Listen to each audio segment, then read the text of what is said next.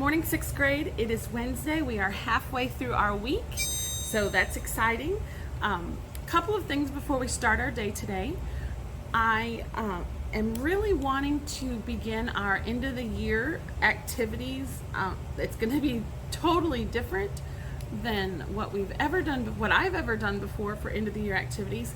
But one thing I'm wanting to do is get some memories from all of you, and I want to read each one each morning. I will start that on Monday. I believe we'll have 14 days left on Monday. 10 days maybe. Oh my goodness. Wow. So we need to get busy on this. So send me some memories of this past school year. Anything. It can be a silly memory. It can be a crazy memory. It can be a spiritual memory. It can be an educational memory.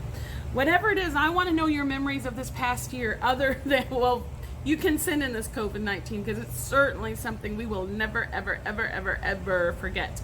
But, so, text them to me, send them on Facebook, send them on Jupiter, however you want to send them. They can be short, they can be long, but I want to read them for everybody each morning. I want to pull one out as an end of the year countdown. So, get those sent to me, please, and I will be reminding you each day throughout the day to get those sent in. If I get more than however many days we have left, then I will read 2 or 3 a day to make sure they all get read by the end of the day, or by the end of the school year. And I will probably read them at the beginning of my videos each morning. So I know some of you don't listen to all of my videos, so if you'll at least listen to the first part of a morning, you'll get to hear those memories that everybody has. So let's get started on our devotion. I want to read Psalms 139 to you today. If you have your Bibles, go ahead and grab those.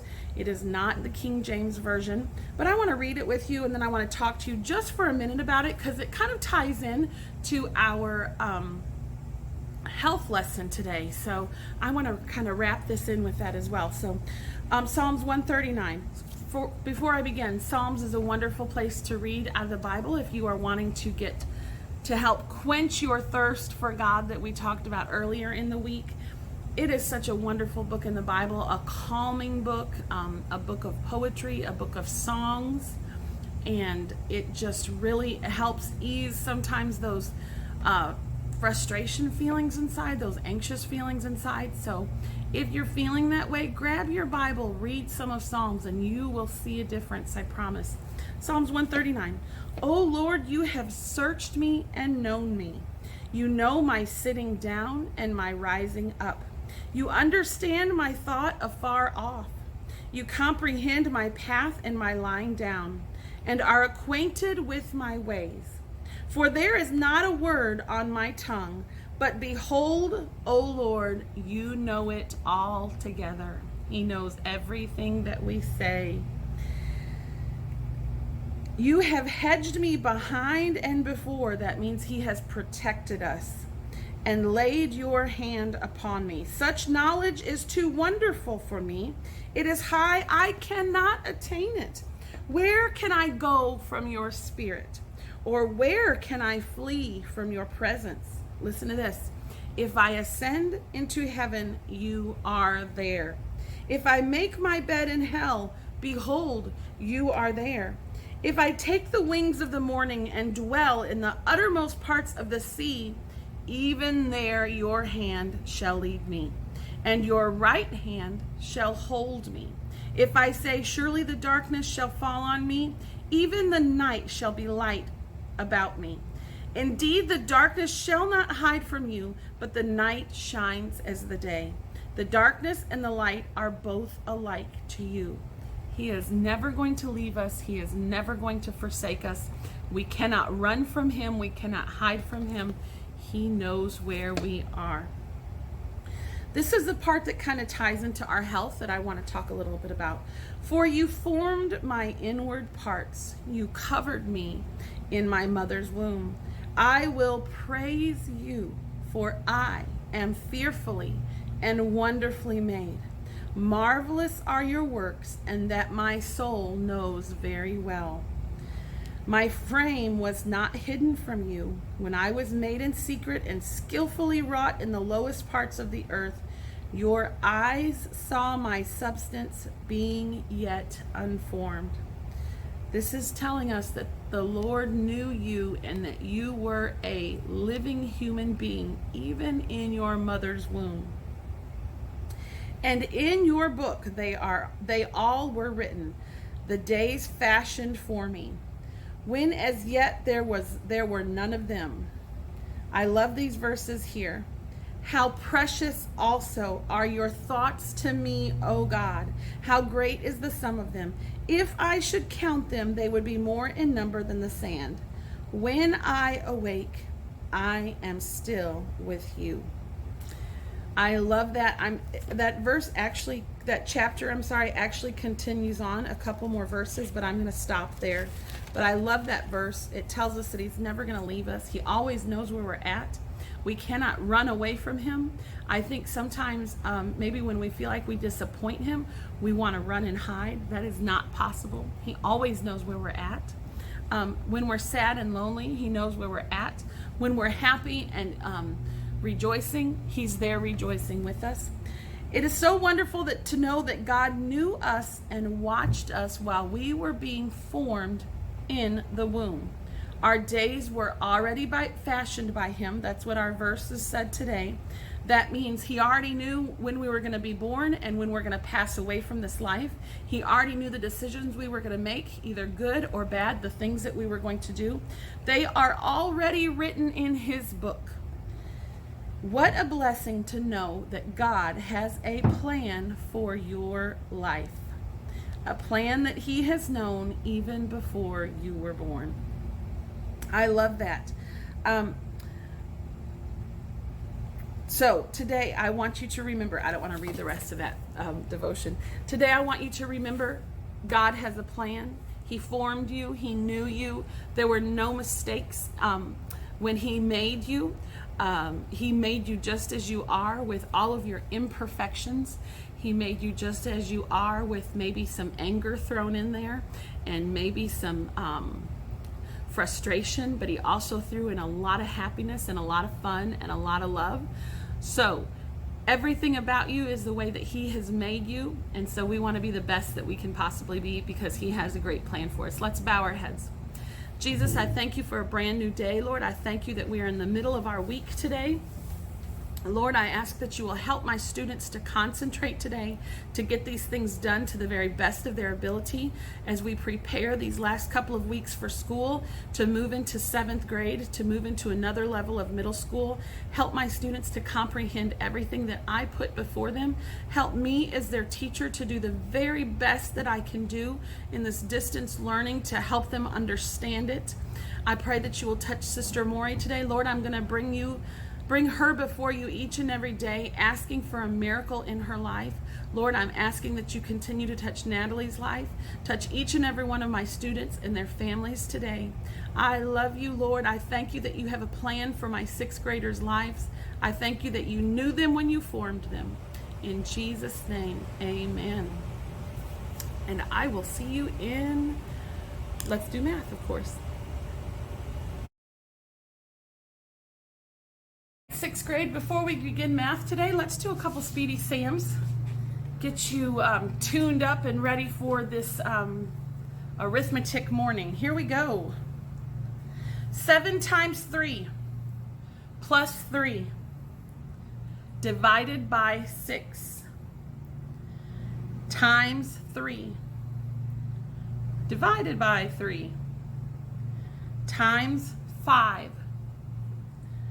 plus 100 minus 28 plus 4 divided by 3 divided by 4 plus 32 minus 40 equals. Hope I have lots of yelling and lots of screaming and lots of hands shooting up. And I hope everybody is saying, shout it out with me, 0. Woo-woo! Good job. All right, here's another one. Little bit shorter one. Let's see. Let's skip that one. Ooh. Here's another one. Are you ready? Let me check this message real quick. It's from Caitlin Hannah. I'll get with her in just a minute. Here we go. 12 times 12 divided by 12 divided by 6 minus 2 equals, and again it is 0. Whew. All right, let's get one that's not 0. One more before we begin math today. Are you ready? Here we go. 2 times 2 divided by 2 plus 2 times 6 divided by 8 times 3 times 3 plus 3 divided by 3 times 8 equals, and the answer is, everybody should be saying 80. Good job on those Speedy Sams. Hope everybody got those. And we are moving to worksheet 109. It should be in your folder. Worksheet 109. Let me go over that with you really quickly. It's pretty self-explanatory. Number 1, you are measuring 2 of your angles. So you'll need your protractor. As you can see, they are both acute angles. So both of your answers should be less than 90 degrees. Less than 90, there's a hint. Number 2, you're just identifying your angles there. In fact, they've given you the answers there. You just have to put them on the correct line. There's one extra answer that you will not use, and I'm not going to give you a hint on that because I think it's pretty easy. Number 3 at the bottom, area of a circle. Make sure you use your correct formula and show me your formula. There's 2 of them that you could use for, no, I'm sorry, forget I just said that. Use your correct formula on that. On B, perimeter of a square. Some of you on your homework this past week are using the wrong formula on that, so look up your formulas. By the way, Mari, you turned in your formula sheet to me in your blue folder, so I will be returning that to you on Friday, so you'll have to look these formulas up in your book. I'm so glad that I found it because I know you'll be needing it. C, area of a triangle. You will be using that formula. You have 2 numbers there. Don't forget, it's easier to take half of the even number, which is what? Let me hear you say it. Which is 14. Very good. And then on E, very important on E, you want to make sure and line up your decimal points on E. On F, make sure you put a decimal point in the answer. And then there's G and H. I might have taken G and H off of your worksheet. I can't remember if I did or not. If I did not, here they are. You're going to turn 5 3/5 into an improper fraction and multiply by 5/7. I will give you a hint. On G, you're going to get a whole number. You're not going to have a fraction in that answer. You're going to get a whole number. And on H, you're going to change 4 1/2 to an improper fraction. Do your keep, change, flip, and again, you're going to get another whole number for your answer. So do that worksheet for me today for math. Get it make sure your name is on it, get it put in your blue folder for pickup on Friday, and that's all the math that we're going to have today. And I will be doing language next. We're starting adverbs today, so I'm going to prepare for that while you finish this up and prepare for language. All right, everybody, today we're talking about adverbs. A little similar to adjectives, but yet not the same thing. It is another part of speech. Remember, we have 8 parts of speech, and adverbs is the next one that we're going to learn about. I like adverbs because they, like adjectives, make our writing, make our talking a little more exciting, and you know we like some excitement when it comes to language because we need it. Adverbs answer these questions. This is an easy way to find your adverbs.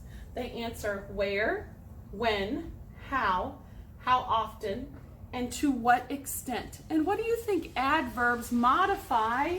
Ding, ding, ding, ding, ding. They modify verbs. Not only verbs, though, they also modify some other things. Let's talk about that. Let's go ahead and open up in your book to page 220. 220 language book, blue box. Put your eyes on that blue box with me as I talk because you know it will help you. Adverbs, words that answer how, where, when, how often, to what extent. Ask the adverbs. An adverb is a word that modifies a verb, an adjective, or another adverb. That's why it gets a little tricky, is because it modifies those three things. Our adjectives just modified nouns. So now we're taking it up another level.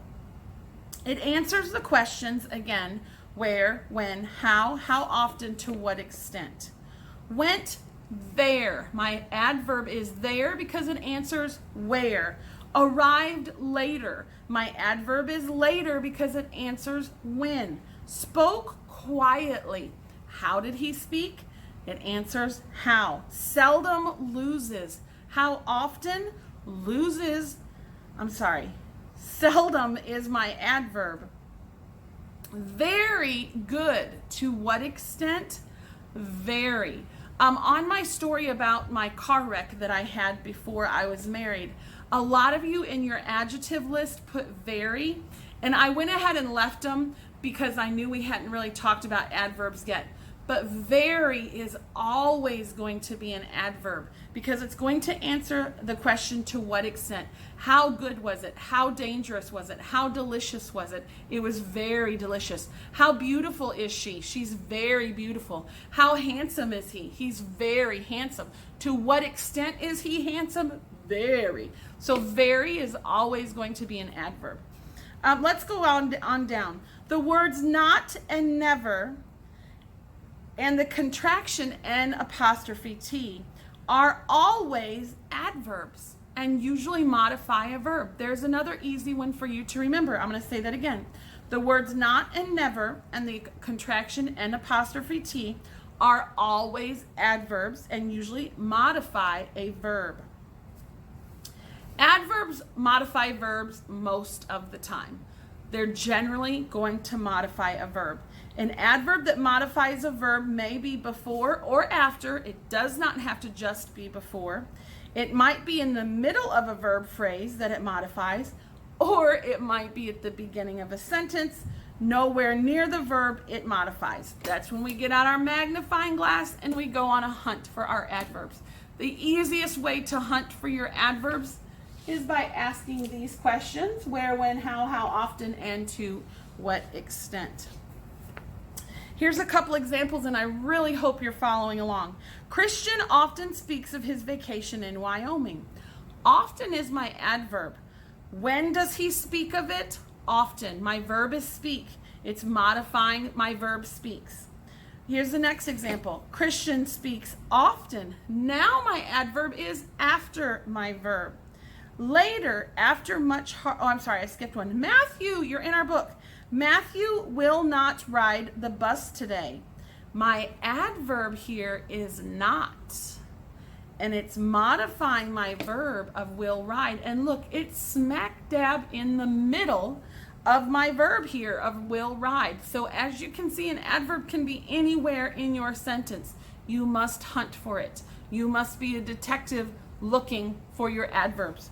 Last example here. Later, after much hard work, we finished the project. Finished is my verb. When did we finish? We finished later, which comes way at the beginning of our sentence. So it can come anywhere, does not have to be anywhere near your verb, but it could still be an adverb. To locate adverbs, first find your verb. That's one reason why when we're working on the board at school, I say, what's your verb? We always look for our verb first because it's going to help us answer so many other questions in our sentence. First, find your verb. Then ask the questions which adverbs answer. Once you find your verb, let's use speaks, where Christians often speaks, it was where does Christian speak? Do we have an adverb that's gonna answer that? Where does Christian speak? How does Christian speak? Go through those questions and it will help you find your adverbs. Last little blurb there in your blue box. Later, after long hours of hard work, we went over that already. To locate adverbs, first find the verb. Then they're just giving you an example of that. I'm sorry. I want to read our little story here on adverbs before we move on. And then we're going to do some of these on paper and do some of them together. Tilly's tuba. I'll move my podium and come up closer. Tilly's tuba. And of course, we're talking about adverbs. I know these books are young for you guys, but hey, they're still fun. Tilly has a tuba. She plays her tuba proudly.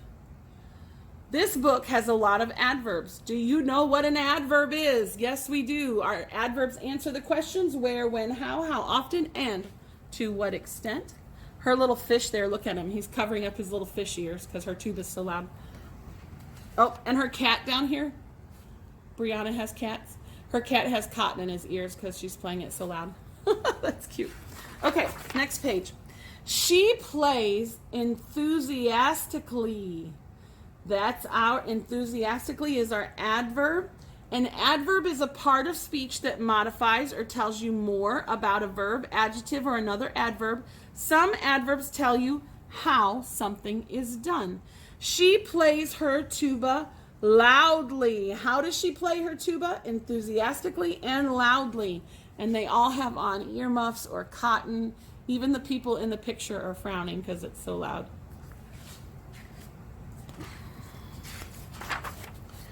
Tilly loves her tuba. She plays it day and night. When does she play her tuba? Day and night. That's our adverbs. She plays early. She plays late. It fills her with delight. Again, our adverbs there are kind of blurry. Early and late, answering the question when. She plays everywhere. She plays anywhere and everywhere. At home, at school, in town. What's my adverbs here? Where does she play? Anywhere and everywhere. Her teacher is not happy. Tilly, you can't play that tuba here, she says. She plays inside. She plays outside, marching up and down. Tilly thinks her tuba sounds totally stupendous. Totally is my adverb. To what extent is it stupendous? Totally. But her friends and family all agree the noise is quite horrendous. Quite is my adverb there. When people see her coming, they quickly run away. How are they running? Quickly. And where are they running? Away are my adverbs. It's really much too painful to listen to her play. And I have two adverbs in that sentence as well. Finally, Tilly's family said, kindly take a break. Our heads all hurt tremendously. Our ears completely ache. And I do have some adverbs there, tremendously and completely. Tearfully, poor Tilly put away her tuba, then vowed absolutely, positively to never play again. Several adverbs there. Her family's all rejoicing, but look how sad she is. Tilly kept her promise, but her family just can't win. Today, she sold her tuba. I have an adverb of today. When did she sell it? Today is my adverb. Now she plays the violin. So she traded one instrument for another. And my adverb in that sentence is now. When does she play? Now. All right, so that's just a little funny story about adverbs and Tilly's tuba. Now let's go to our book. We're going to open up back to page 220. Yes, 220. Let's go on down to Think A. You have Think A and Think B on your paper to do. Let me read these directions to you, and then we'll decide what we're going to do on notebook paper. Think A. Each of the following sentences includes one adverb that modifies the verb. Underline the verb or verb phrase and circle the adverb. Read the verb and the adverb together to be sure you have chosen sensible answers. I'm going to do 1 through 5 with you, and I want you to do 6 through 10 on notebook paper. So while I'm kind of working on this, actually I want to leave that up there. Go ahead and get your notebook paper ready. Maybe I can write on this side here. Move this ladder out of the way here. Okay, let's do number 1 together. Aunt Olivia is leaving now. All right, first, what did our blue box tell us to find first? It told us to first find our verb. So you do not have to do this one on notebook paper. I'm doing it 1 through 5 with you. You're doing 6 through 10. Some of you keep texting me saying, what do we do on notebook paper? And I'm telling you every day on YouTube. So you need to be watching so that I don't have to tell you 2 times or 3 times or 4 times. All right, number 1, Aunt Olivia is leaving now. What's my verb here? We know that is always a verb, but I also have what? Is leaving. So on my paper, I'm going to write is leaving for my verb, and I'm going to underline it on my paper. That's what my directions say. Now, do I have an adverb here? Is leaving where? Doesn't tell us where. Is leaving when? Now. It does tell us when she's leaving. So my adverb is now, and I'm going to circle that. So this is how your notebook paper should look. You should underline your verb, write it for me, oops, and circle your adverb. You do not have to write the whole sentence. Please don't text me and ask me that. I'm telling you now. You do not have to write the whole sentence. Slowly the sun disappeared. What do we find first? My verb. Slowly the sun disappeared. This one's showing action.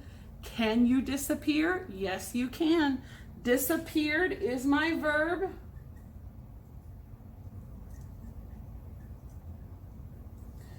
Now let's ask our questions. Where did it disappear? It doesn't answer that. When did it disappear? No. How did it disappear? It does answer that. It disappeared slowly. If it would help you to write these questions right here down in your book, you can do that. But they're actually up there in the very first blue highlighted part of your blue box. Next one, we walked cautiously on the icy path. Find my verb. It's an easy one. Let's see here. Mari, what's my verb here? My verb is walked. So I'm going to put walked on my paper and underline it. That's my verb. Go through my questions. Walked. Where did we walk? Ooh, on the icy path, but that's in a prepositional phrase, so that's not my adverb. Don't let those prepositional phrases trick you. When did we walk? It doesn't tell us that. How did we walk? We walked what? Cautiously is my adverb. And I know I'm taking this slow, but this is our very first day at adverbs, so that's why I'm taking it slowly. Number 4, our milk is delivered daily. What's my verb? Is always a verb, but I also have what with it? Delivered. Is delivered is my verb. And let's go through my questions. Our milk is delivered where? It doesn't tell us that. Our milk is delivered when? Does it tell us that? Yes, it does. It is delivered daily. Daily is my adverb. I'm going to do one more with you. And Hunter, you do have to do 6 through 10 on your own. Make sure you do them. Yesterday, a package came for Emma. What's my verb here? Came is my verb. Wish you guys could answer me back. Came is my verb. All right. Where did it come? It doesn't tell us that. When did it come? What's the answer there, everybody? Yesterday. And that's what I'm putting down for my adverb. I hope me doing these 5 with you helped. I want you to do 6 through 10 on your own, just like that, underlining your verb, circling your adverb on your paper with your name and your page number and language at the top. You can pause me while you do that. I'm going to go on over to page 221, Think B. Let's look at this closely. This is so important here, but don't depend on it all the time. Look closely. Most adverbs end in ly. It is the most common adverb suffix. Almost all the time, if you have an ly word in your sentence, it is most likely going to be an adverb. Right here you have slowly, cautiously, daily, which that one's not a big one. But as you can see, it doesn't always fit that rule. Yesterday's an adverb and now is an adverb. But often your adverbs end in ly. Let's go down to Think B. Find the adverbs in each sentence and write it in the first blank. 2. In the second blank, write the verb or verb phrase that it modifies. So we're basically doing the same thing. Let me erase some of my board here. I'm going to do a couple with you, and then you can do the rest on your own on notebook paper.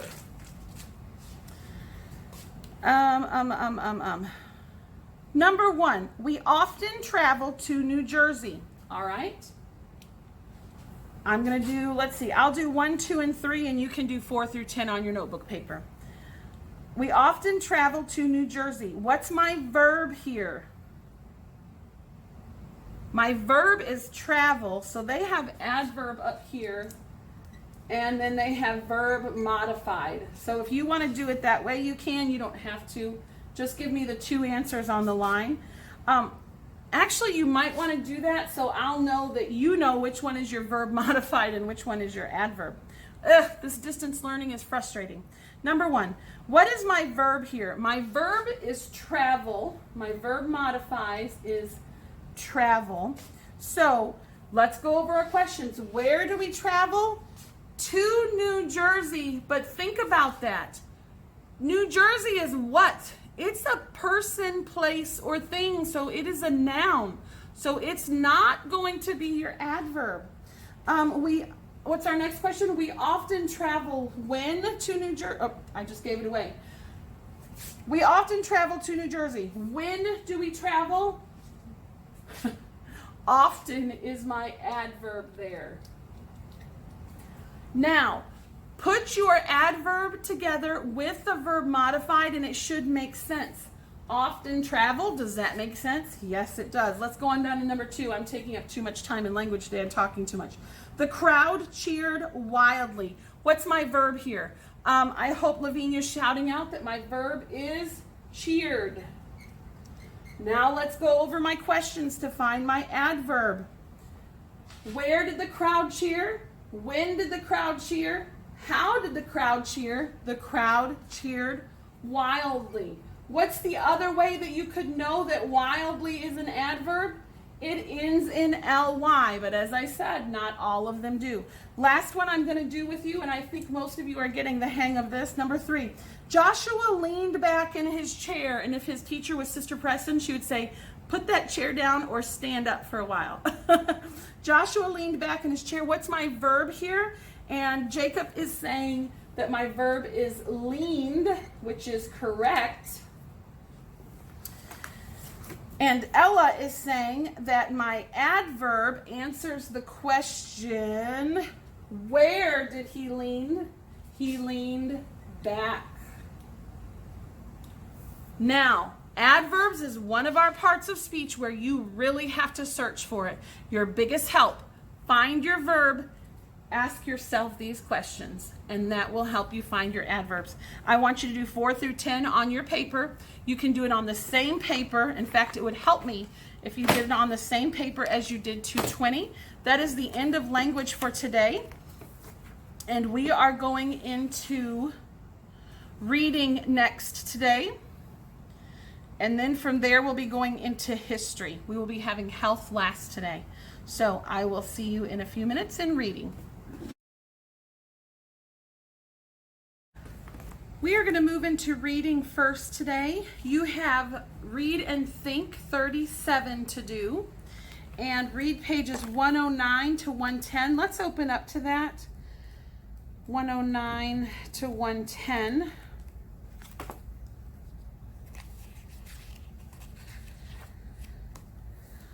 More about friendship today.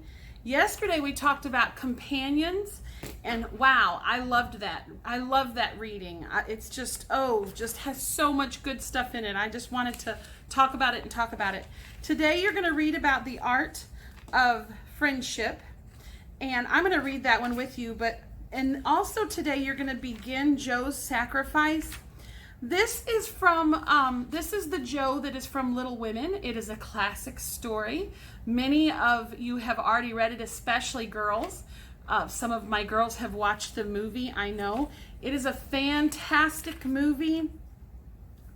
I like the older versions of Little Women, but I like the book best of all. The book is, you cannot beat the book with the movie. So if you get a chance, girls, I know you would love this story. Oh, it is just one of those incredible stories that never leave you. There's some amazing characters in this, but this story is just an excerpt out of Little Women of Joe's sacrifice. So you're going to start reading it today and finishing it tomorrow, but I'm going to have you read that all on your own. But after you do Read and Think, go ahead and pick up with me at page 109, The Art of Friendship by Wilfred A. Peterson. The first step in the art of friendship is what? Simply to be a friend. Then making friends takes care of itself.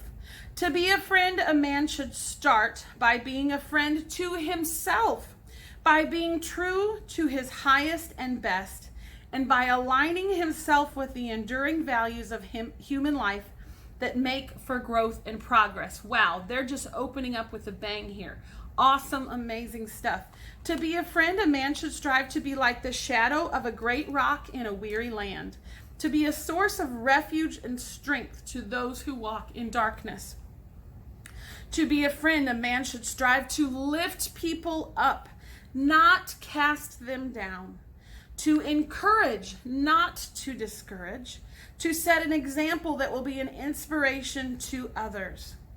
To be a friend, a man should be sensitively responsive, man or woman, boy or girl, not just man.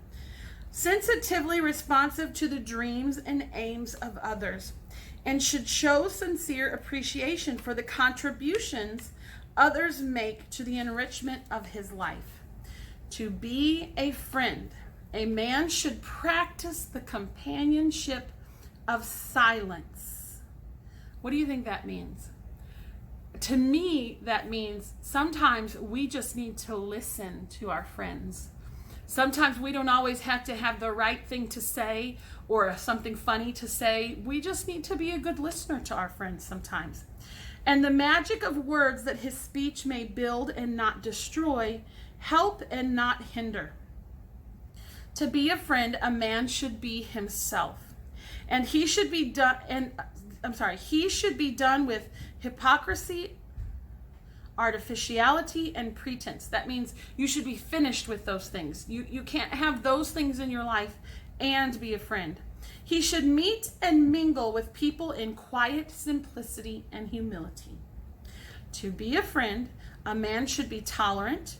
He should have an understanding heart and a forgiving nature, knowing that all men stumble now and then, and that he who never made a mistake never accomplished anything. Wow, that's an amazing line. If you're not going to step out and try to do something, you're never going to accomplish anything. And sometimes when stepping out and trying to do things, we make mistakes. There's so much in here that I could talk about. Next paragraph. To be a friend, a man should go more than halfway with his fellow men. He should greet others first and not wait to be greeted.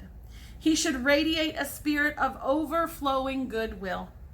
To be a friend, a man should remember that we are human magnets and like attracts likes, and that we give what we get. Oh, good stuff here. To be a friend, a man should recognize that no man, knows all the answers, and that he should add each day to his knowledge of how to live the friendly way. And of course, every time they say he in this, they mean she. To have a friend, you must be a friend. Good stuff. Go back and reread it. I think it'll mean a lot to you. All right, you go ahead and read pages 111 and 112, and then you can finish that up on your own tomorrow. You do have time to think due on that reading on page 116. We'll talk more about that tomorrow. We're going to move into history. Yesterday you read pages 248 to 250. I do want to go over those highlights with you. Let me get rid of my reading book here.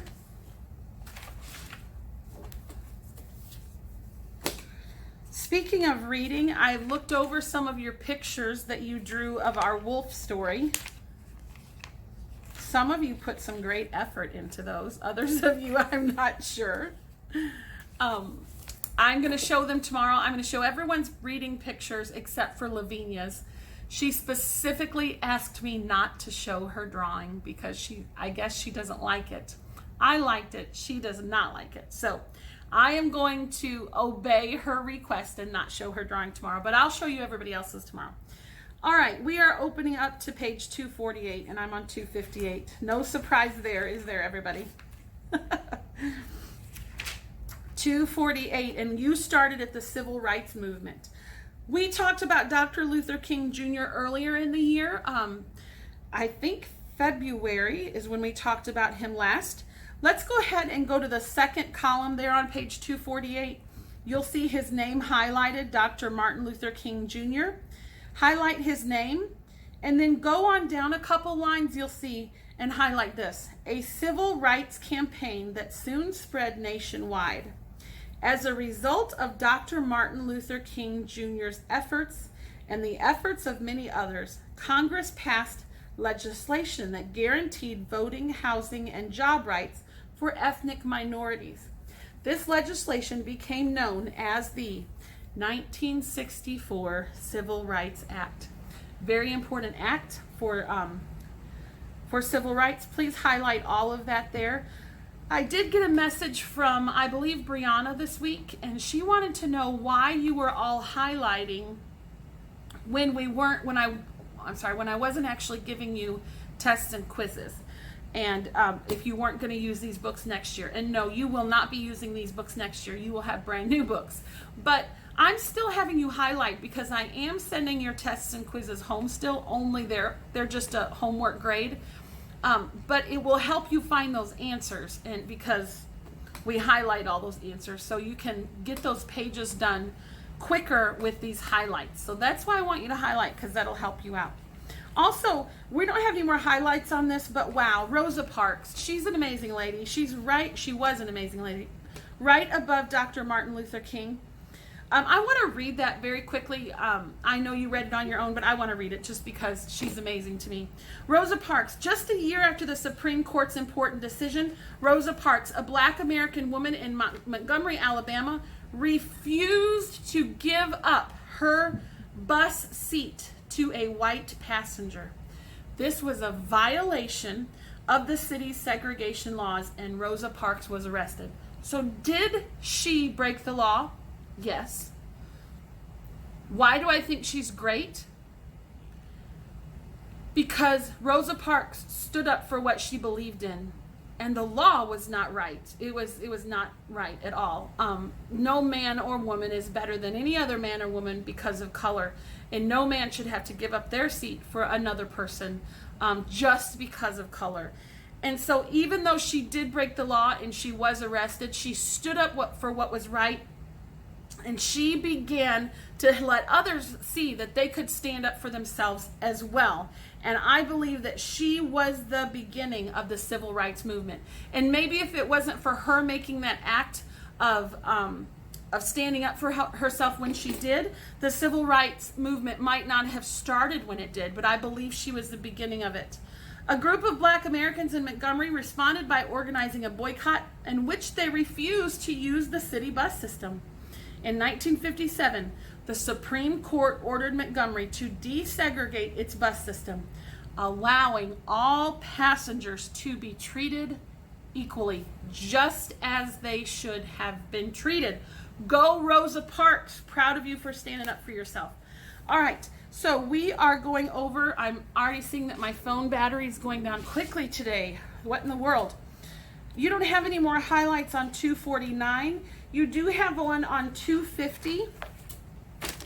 Judge Clarence Thomas, on that first column, realized the importance of moral character. Highlight him.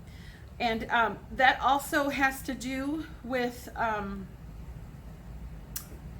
that's a good part too. I don't have time to go back and read this with all of you. I hope you read it all. I hope you really gleaned a lot from this because it's good stuff in our American history. One more time. Justin Clarence Thomas realized the importance of moral character. Go ahead and highlight that. And I'm going to pick up today at page 250. Preserving freedom in an age of big government. The proper role of government. Though Justice Clarence Thomas clearly benefited from the advances made in the area of civil rights, he insisted that any success he had achieved was due to the help of who? The help of God, his own hard work, and the help of private individuals. In other words, although government can help an individual, government is not responsible for that individual's success or failure. Ooh, good right there. Even in America, everyone is ultimately responsible for his own actions. Everything you do, it is your choice. Nobody is forcing you to do something. It is your choice. Since 1950, American history has been marked by individual effort and success. But it has also been a time of increased government control over people's lives. I'm going to stop for a minute. I just said that everybody has a choice on everything that they do. I don't think that's a true statement. I think that there are certain circumstances where people, or even sometimes kids, are forced to do things they don't want to do. If you are, other than like cleaning your room or something, yes, you have to clean your room. If you are being forced to do something that you don't like, that is uncomfortable to you, then you need to tell a grown-up that you are comfortable with that you're being forced to do something that you don't agree with. And so I don't want to say that you make all of your own choices, because sometimes kids are forced to do some things just because adults make that choice for them. But if it is a moral choice, then you need to talk to someone you are comfortable with about that, like me or Sister Johnson, or a family member that you're comfortable with. So, but most things you make a choice of good or bad, right or wrong. Wow, how did I get sidetracked with that? I don't know. You guys help me out here. Keep me on track. Here we go. Whew. Since 1950, American history has been marked by such individual effort and success, but it has also been a time of increased government control over people's lives. Our founding fathers believed that the role of government was to protect the life and private property of the individual and his family. By the 1960s, some politicians were saying that the government should provide food, shelter, and other goods for large numbers of people. What is this kind of sounding like that we talked about in our last chapter? It's sounding a little bit like communism and socialism, isn't it?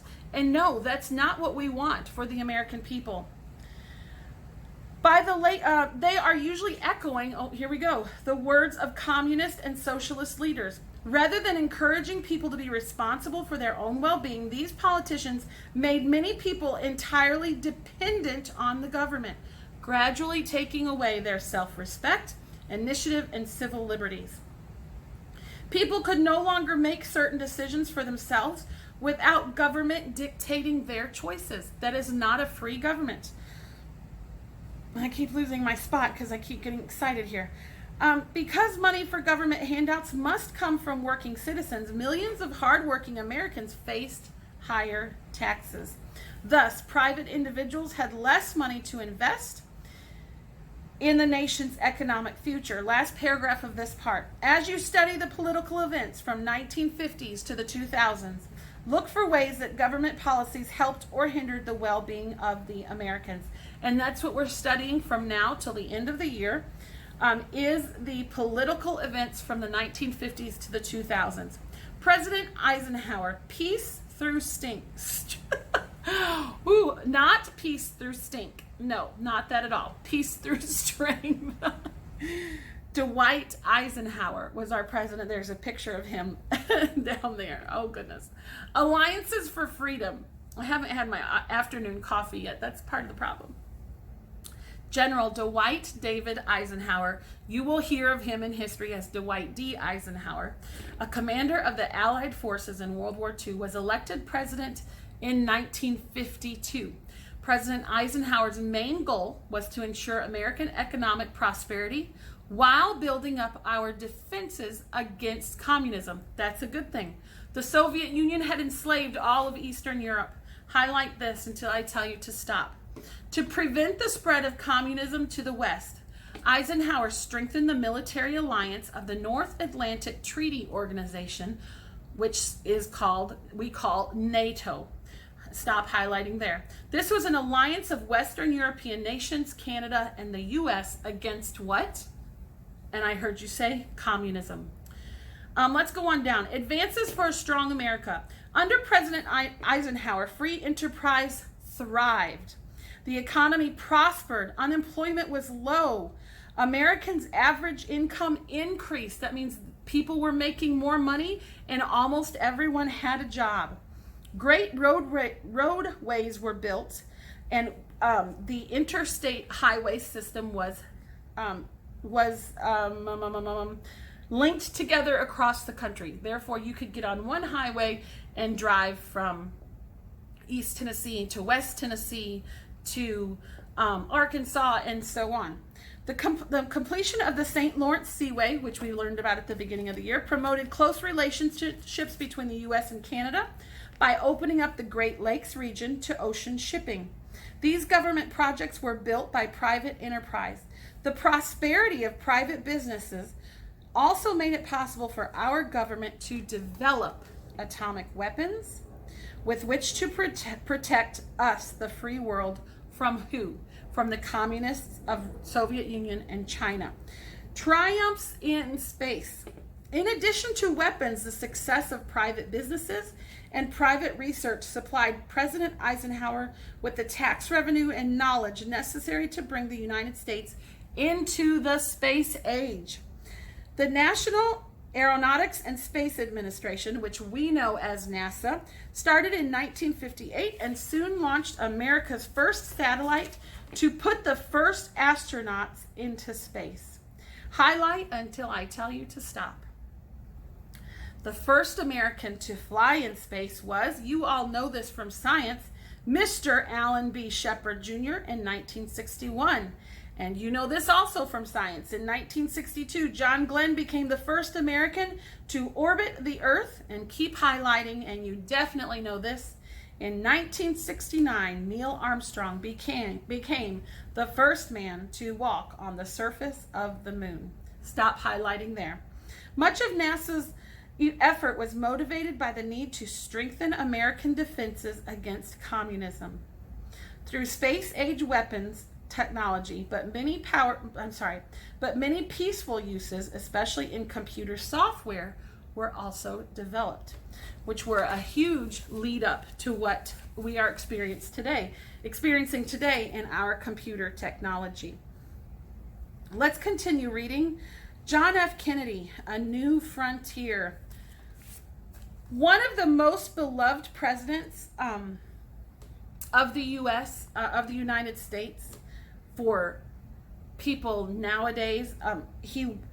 There were some that really did not love him or approve of him when he was president. They felt that he was too young to be president. They felt the American people loved him too much and he was too popular.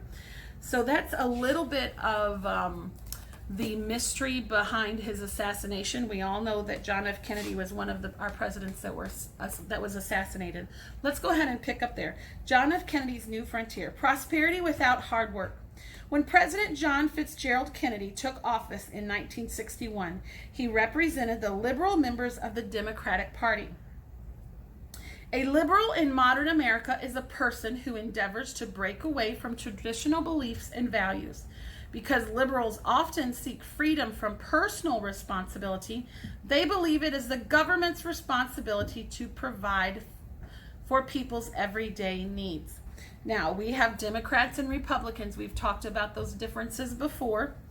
A conservative wants to preserve traditional beliefs and values. Conservatives believe the main function of government should be to protect the nation from invaders, and that people should be free to handle their own everyday responsibilities. I will tell you that the Republican Party is definitely considered, for the most part, conservative. American conservatives want to preserve the nation's heritage of freedom and responsibility. They want to uphold the Constitution, and they want to promote traditional values, which is what we as Christians believe in. Under President Kennedy, government welfare programs were expanded. Before this time, families, churches, and private charities had taken care of providing for the needs of others. Now Americans saw the government borrow more and more money to provide for people's needs. Highlight this. John F. Kennedy called his welfare program the new frontier. Stop highlighting. Because it is human nature to try to get something for nothing, many people took advantage of these new government handouts. A liberal Supreme Court. Everybody still with me? During 1962 and 1963, the Supreme Court ruled that prayer and Bible reading in public schools were unconstitutional. One decision that many Americans believe was one of the biggest mistakes America could have made was to take out Bible reading and prayer in school. I'm thankful that we attend a school that will never take that away. The founding fathers who wrote the Constitution had great respect for both prayer and God's Word. And we know that because they took time for prayer and for God's Word. Because of our Christian heritage, prayer and Bible reading had always been common practice. The writers of the Constitution would not have approved the Supreme Court's interpretation of the Constitution or disregard for our Christian heritage. Highlight this. The 1960s and 70s saw many liberal court decisions, including Roe versus Wade, which legalized abortion, which is the killing of unborn babies. And that is another law that was passed that I feel has been such a detriment to our country as a whole. Millions of babies have lost their lives because of this one court decision, Roe versus Wade, again, which legalized abortion, which is the killing of unborn babies. Just very heartbreaking. Stop highlighting there. I'm going to let you pick up on this reading tomorrow right here. I know we're kind of stopping in the middle, but I'm going to let you pick up here for tomorrow on page 253, and that is in your syllabus. Yes, 253 to 255 for tomorrow. And I will go over some of these highlights with you as well. And we are going to be moving into health next. And health will be your last subject of the day today. And I'm going to go ahead and get ready for that. And I want you to get ready as well. I will see you in health. 6th grade, look at all these cute baby faces. I have looked at them over and over and wish I could just pinch all of their cheeks. They are so adorable. You need to get out a clean sheet of paper if you want to. This is not an assignment. It is just for fun. And you can number 1 through 14 to see if you can figure out who all of these precious babies could be. So next to number 1, you will write whoever you think number 1 is, and so on down to 14. This is not an assignment. You do not have to do it, but if you do it and you get them correct, I will send you a prize. I have some prizes to send out this week for those of you that wrote down the things that you are thankful for, as well as those of you that answered all my Bible trivia questions. Amazing. I was so proud of some of you. But anyways, look at these cute baby faces. I hope you've got a good view of it from where you're at. I know these cameras are terrible. I am going to move my phone close to each one to give you an opportunity to really see everybody. It'll be shaky. I'm sorry. You know me. I'm not good at this camera stuff. So Let's try to fix my phone a little bit here.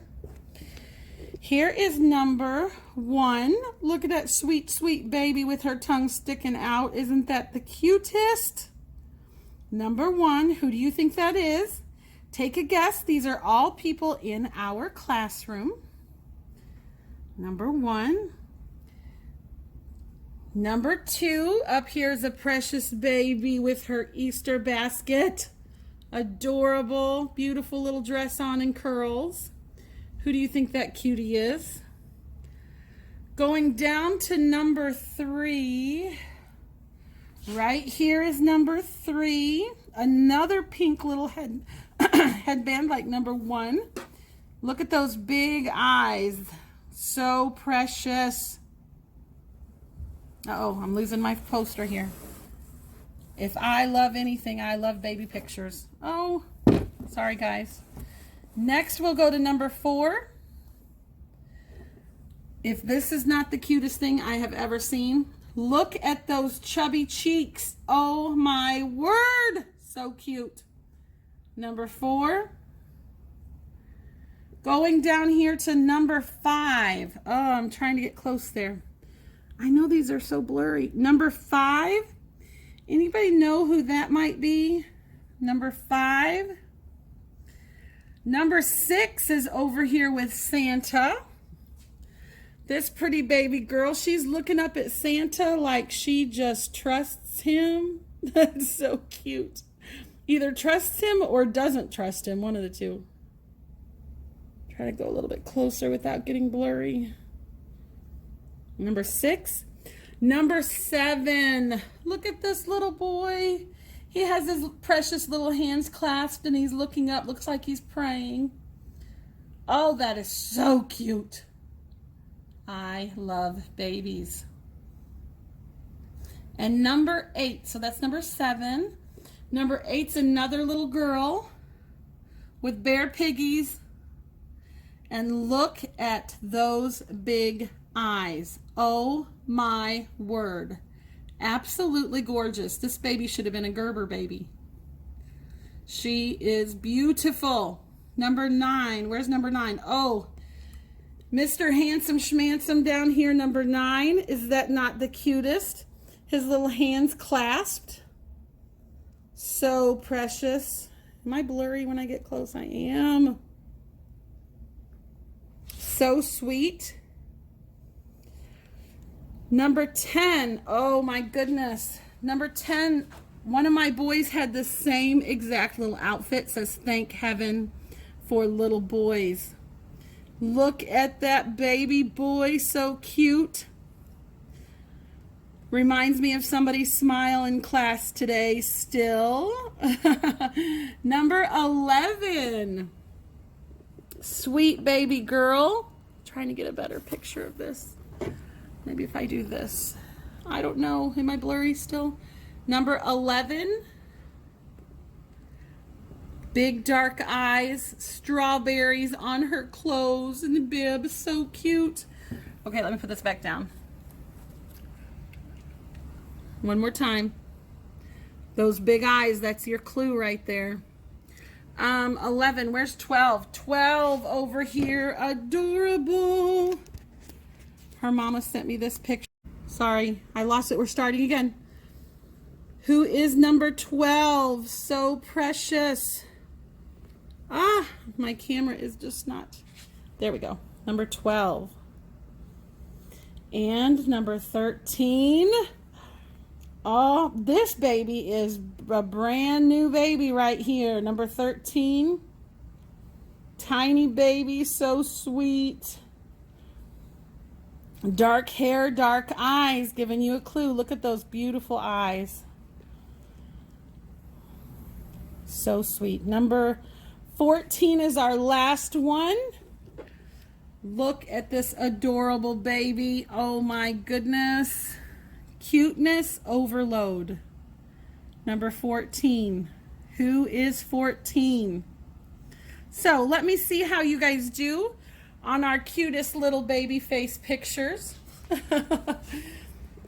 If you get them all correct, I'm trying to set this back up on my tripod. I will send you a prize. Send a prize to my winner. So, good luck, everybody. Thank you for those of you that sent me in a picture. I'm going to go over it one more time. Maybe I should have done it like this. Go all the way down that side over there. Going at the bottom there and up. And then let's go back over there and down. And then over, and that should give everybody one more view of all the pictures to try to guess who has the cutest little baby face. Now I'll have that song in my head all day. You guys probably don't even know that song. All right, we're moving on in health.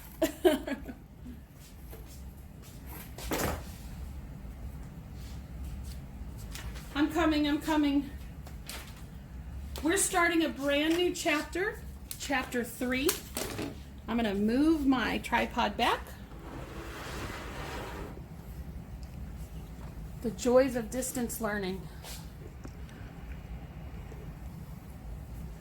Chapter 3, growth and fitness. Now, this is a chapter that we talk about where babies are born. This is the class where I get more giggles all day long than any other class. I'm going to warn you now, it doesn't go majorly in depth like some of you are worried about. Usually I teach this class with both girls and boys in the room, and you know I wouldn't go into depth like that with boys and girls in the room. So here we go. Are you ready for this? You're changing bodies. And oh my goodness, 6th grade, your bodies are changing. I think you know that. As you read this page, something magnificent is happening to you. You are growing.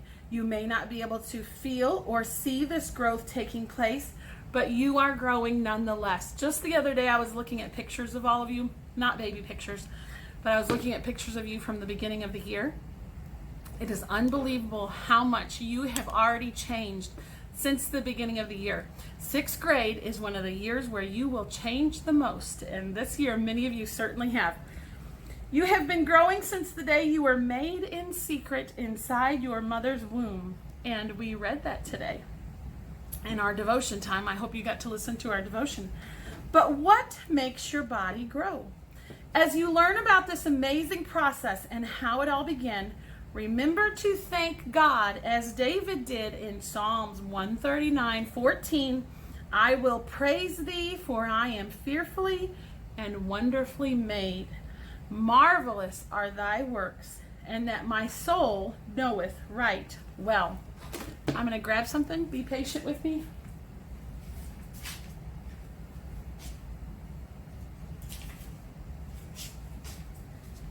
Grabbing my syllabus. All right, picking up on page 52. Becoming you. Before you were alive, before you were really you, a tiny egg about the size of a dot or a period of that one right there on the book was stored deep inside your mother's body. When the egg united with a sperm, it formed a fertilized egg, and that fertilized egg was you. God included in this fertilized egg everything that you were to become. Whether you were a boy or a girl, whether you would be short or tall, the color of your hair, the color of your eyes, even the shape of your nose. This new fertilized egg cell divided then into 2 cells. The 2 cells divided into 4, the 4 into 8, the 8 into 16, and so on. There's a picture at the bottom of page 52. My substance was not hid from thee when I was made in secret. There's a picture of the egg and the sperm cell uniting. There's it dividing again, and multiplying. After about 3 days, you looked like a ball or a cluster of cells. For a few days, you floated weightless inside your mother's small, dark womb. Highlight that. You floated weightless inside your mother's small, dark womb. Then you grew a placenta. You don't have to highlight that. You can stop after womb, which attached you to the wall of the womb. The placenta, a marvel of God's design, did the work of several organs. I can imagine some of you are just blushed red with embarrassment about Sister Preston talking about all of this. It's really not embarrassing, but you know what it really is? It's really amazing. It is amazing that the Lord has made us in this beautiful design. So amazing. The as you know, I'm a mama. I've have 4 children, but only 3 of them are biologically my children. But Isabella, I promise, is 100% my child. She's more like me than my boys. But the miracle of birth is just a beautiful thing to know that God orchestrated it all. And we talked earlier in history about abortion today, and I think that's why it breaks my heart so very much, because you were a gift of God, and I wish that abortion never existed. Let's continue on. The placenta, a marvel of God's design, did the work of several organs.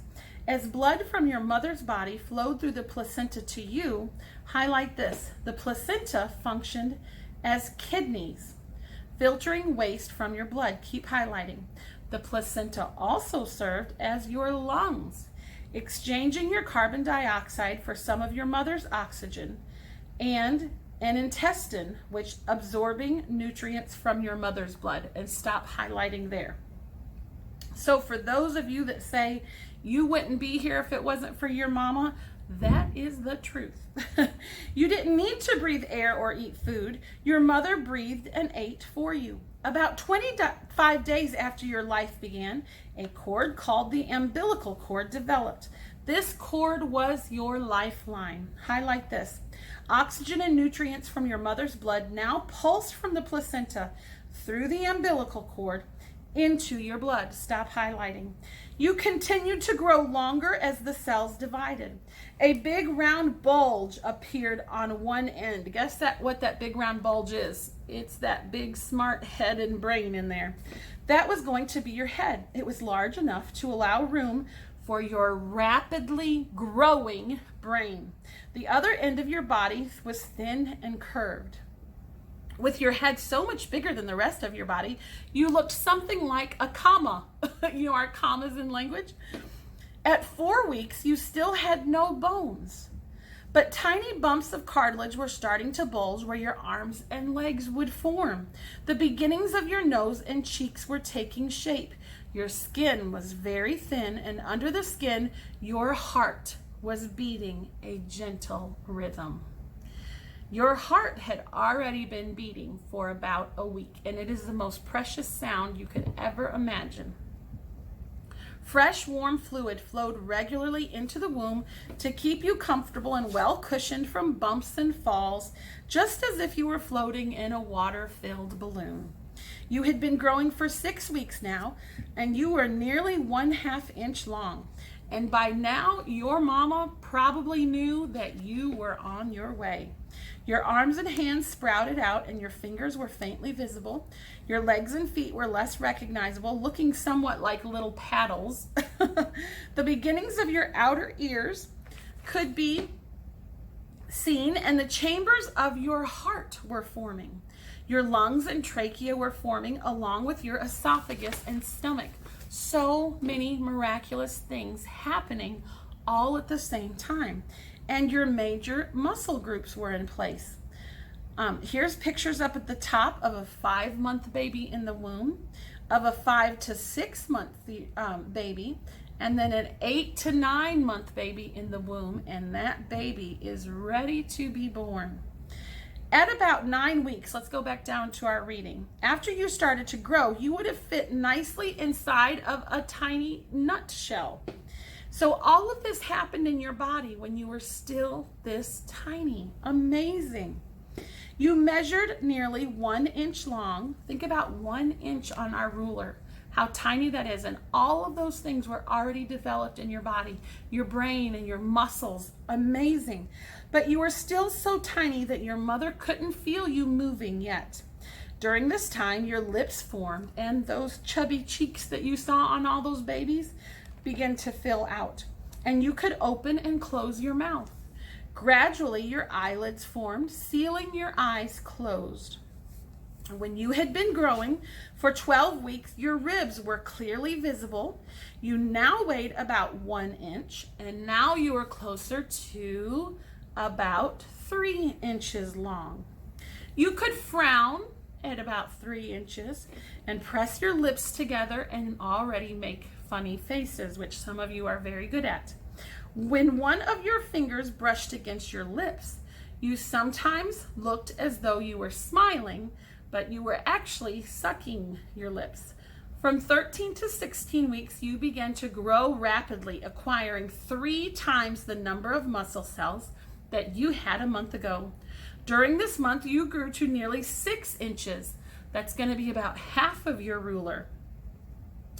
And you were in a sitting position, and now you weighed almost 4 ounces. As you grew, the muscular wall of your mother's womb stretched, giving you more room.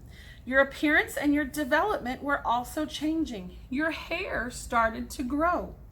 You were sometimes so active that your mother could feel you bump against her abdomen. You need to ask your mom about the first time that she felt you move in her stomach. It is an amazing, amazing thing. I promise you. It's something mothers never forget. When you had been growing for 7 months, you opened your eyes. They were sensitive to bright light, but you couldn't see shapes or colors. Your brain was developed enough to control your breathing and swallowing, but you still didn't breathe on your own. Your lungs were tiny, flat sacs with no air inside of them. At 8 months, you were getting bigger by now. Plump, oily fat cells formed to help you keep you warm after you were born. Although you no longer had room to turn flips in your watery bed, you still exercised your arms and your legs. And believe me, your mom felt like you were turning flips. Every time you stretched, your feet pressed against the wall of the womb. It was a tight fit, but by pushing with one foot and then the other, you gradually turned upside down in the womb. You are now in position to help push your way out of the womb when it was time for you to be born. Then one day, after about 9 months, you felt a squeeze. The womb was hard when you kicked against it. When the womb relaxed, so did you. The muscles of the womb continued to contract and relax, and each time they contracted, they squeezed you hard. The contractions inched you slowly forward until you were completely outside of your mother's body. And it was your very first birth date. You took a deep breath and air rushed in, filling those flat lungs with air.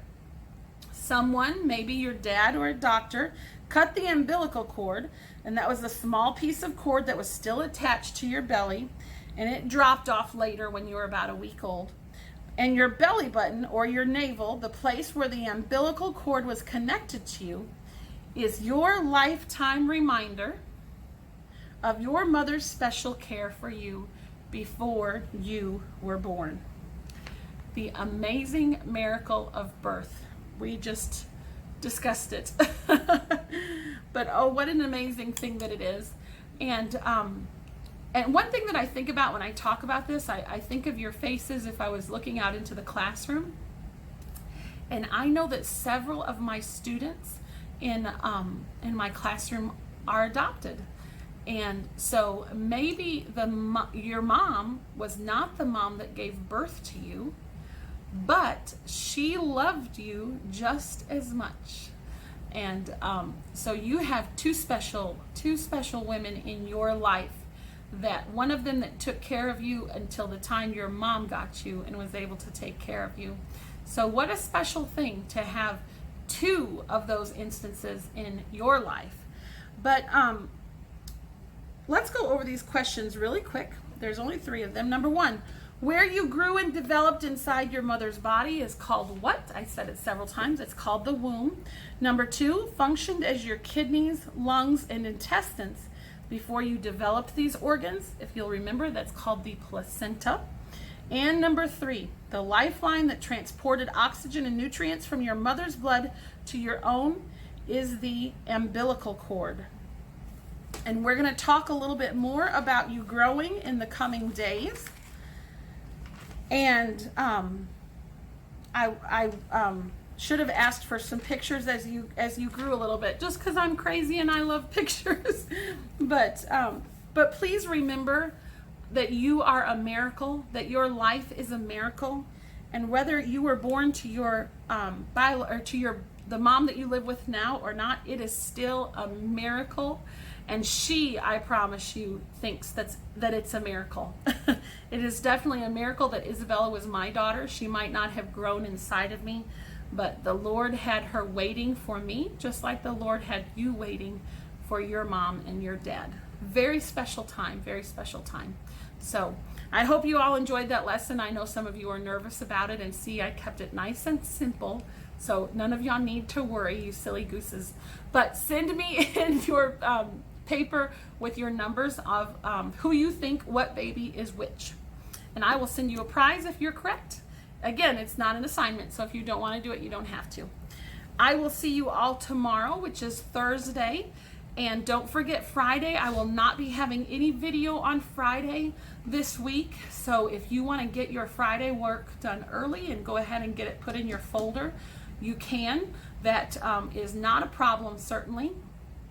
And also, any other announcements that I have for this week that I've been forgetting? Oh, yes. In next Friday's in this coming Friday's folder, speaking of mamas, Mother's Day is coming up. So I will be putting, I think I have 2 art projects that make either a Mother's Day card or something. So I will send those home if you want to get some of those made for your mamas, and think about all they went through to get you here. So you can make those for Mother's Day. I'll send those home on Friday. So I will see you tomorrow. Have a great afternoon. I hope you didn't have to spend too much time on school today. Even though you spent a lot of time listening to your teacher go on and on and on. I love you all, and I will see you tomorrow.